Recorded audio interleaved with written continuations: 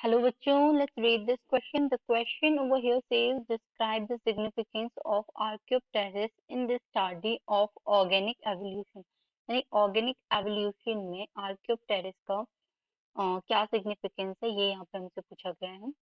तो की concept हमारा यहाँ पे जो होगा वो हो जाएगा Archaeopteryx. देखो जो Archaeopteryx हैं ये हैं fossil. ये क्या होते हैं fossil. और स्टडी ऑफ फॉसिल्स कहलाती है हमारी पेलियोंटोलॉजी.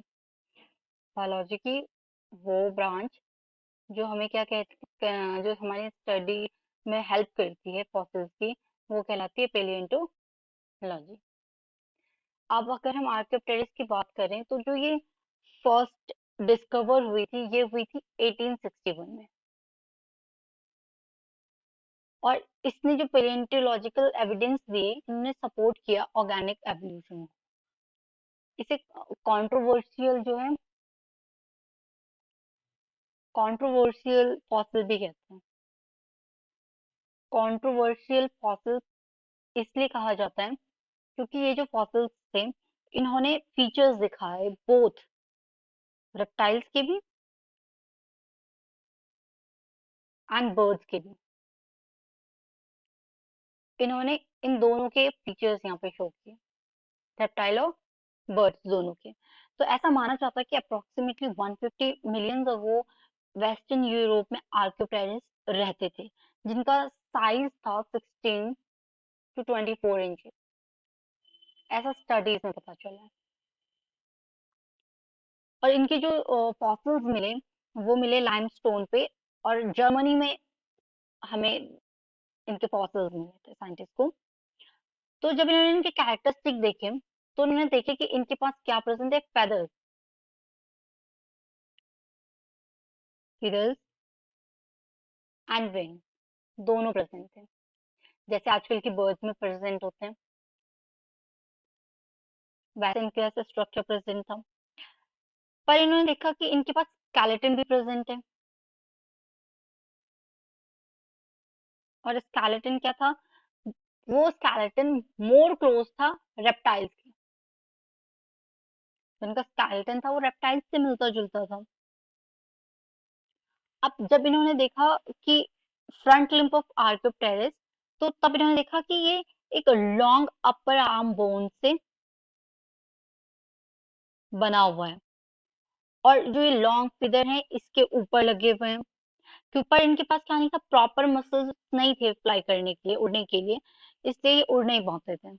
लेकिन आजकल की जो बर्ड्स हैं प्रेजेंट डे की जो बर्ड्स है इनके पास क्या होती है ब्रेस्ट बोन होती है विद स्ट्रॉन्ग फ्लाइट मसल. तो ये क्या कर सकते थे उड़ ये जो बर्ड्स हैं ये आजकल उड़ सकती हैं. लेकिन जो पहले जो आर्कियोप्टेरिक्स थे ये लोग नहीं उड़ सकते थे क्योंकि इनके पास स्ट्रॉन्ग फ्लाइट मसल्स अब नहीं होती थी.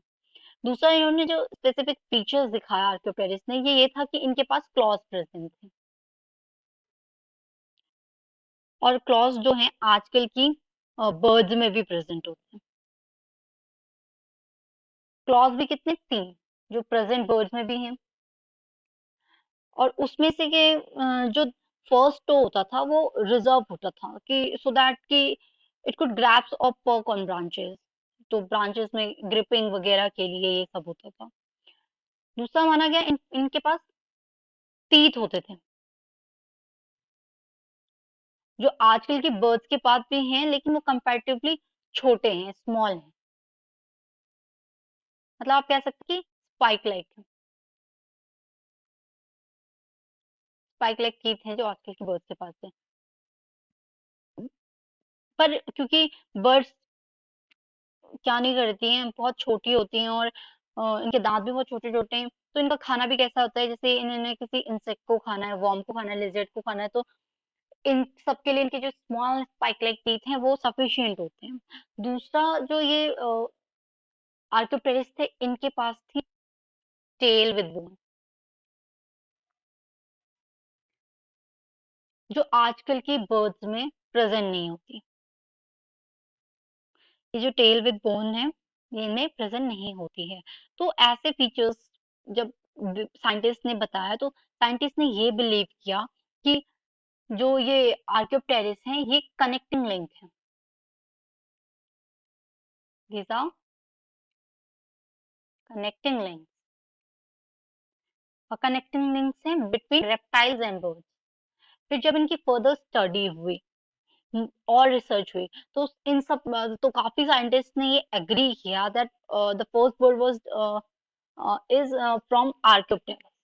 तो इसने ये इन फॉसिल्स ने ये प्रोवाइड किया एविडेंस कि जो ऑर्गेनिक एवोल्यूशन हुआ होगा, तो उसमें जो बर्ड्स हुई होंगी, birds are evolved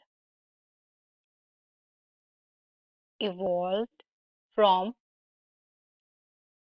the reptile. यानी जो बर्ड्स बनी होंगी, ये किससे बनी है? आजकल की बर्ड्स जो बनी है, रेप्टाइल से ही इवॉल्व होके बनी हुई होंगी। So hope you understood it well. Best of luck.